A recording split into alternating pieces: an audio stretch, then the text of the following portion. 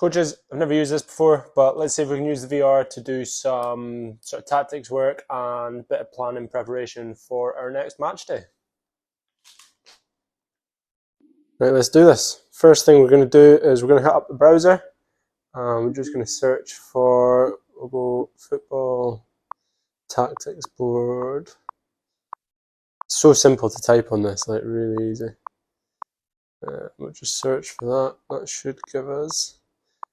Just going to try one that I used before, tactics board online. So we'll have a little bit of a play with this, and this is where it gets.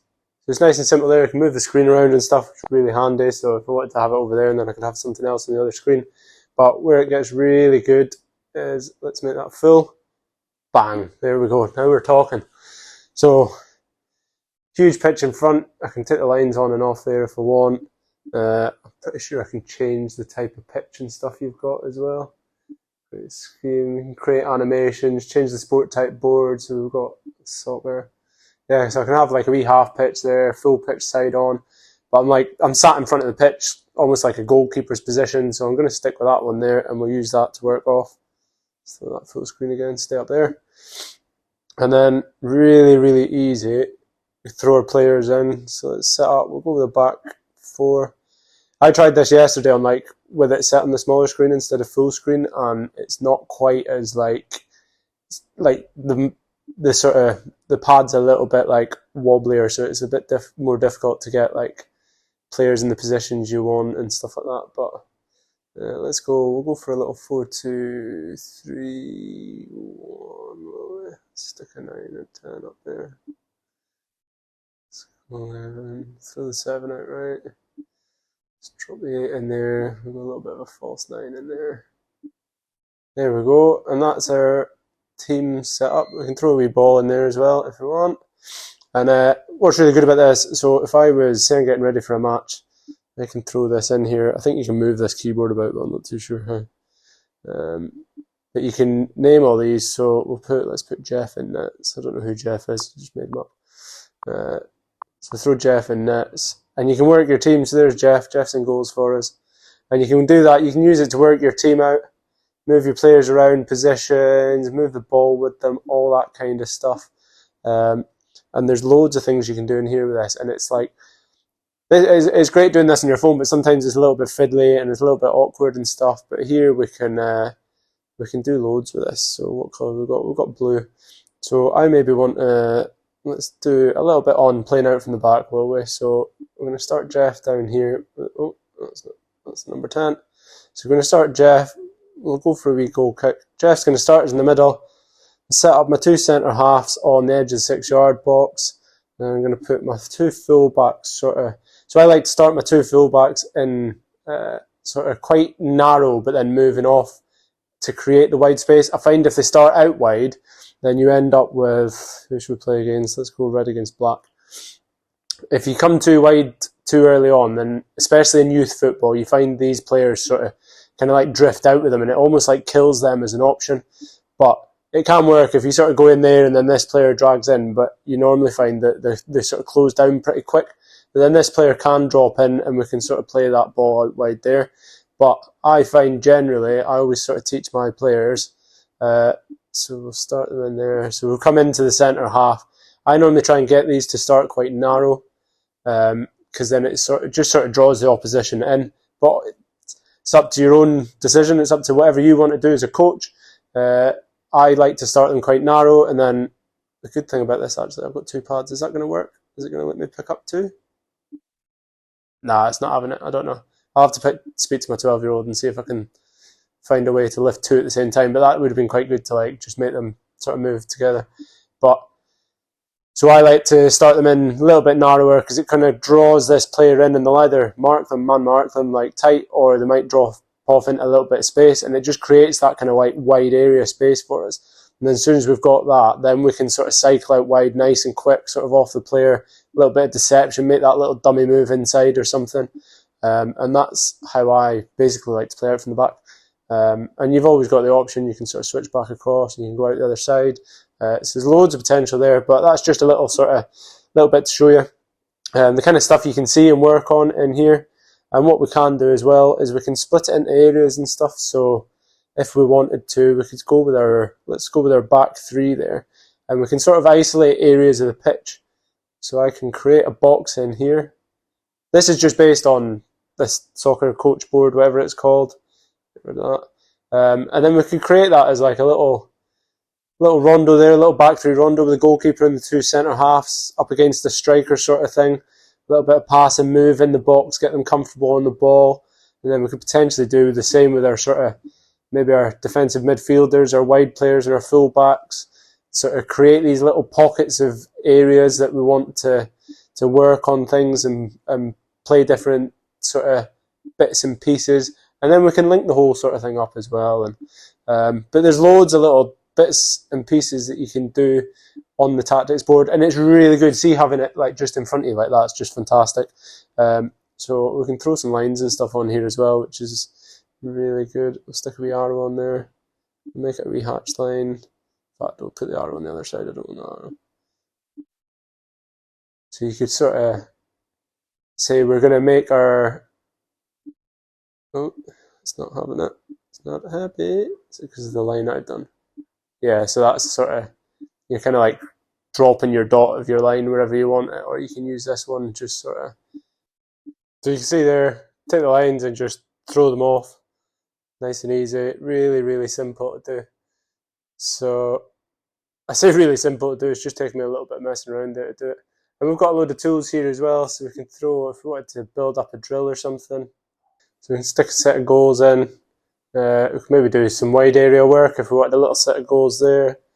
And then we can throw, let's go on, these are like full size goals, but it don't matter. So if we wanted to do a little bit of wide area work, throwing some goals in, and stop throwing goals in, don't want them ones.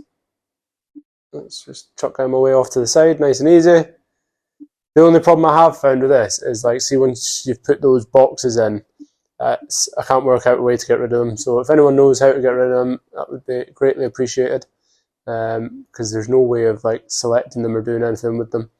But what we can do is we can chuck a couple of sort of central midfield players in there, and nice and simple. There we go. We've got like a sort of little drill there where we can work on playing out from the back, and we can sort of build up, and we're basically looking for the red team to sort of move the ball around, a little bit of passing movement and stuff, and play up, and eventually can they create an opportunity in that sort of wide area to score and goal.